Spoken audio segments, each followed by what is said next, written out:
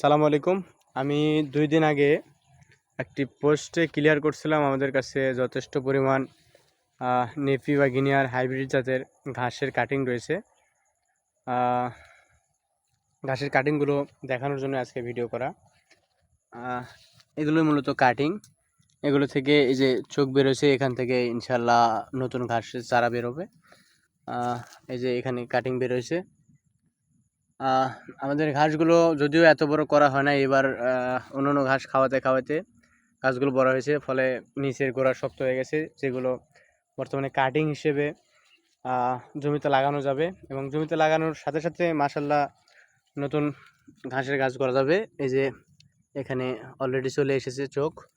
আর আমরা জানি এই ঘাসগুলো হয়তো বা 1 ফিট বা হাফ ফিট মাটিতে রোপণ করতে পারলেই অনেক সুন্দর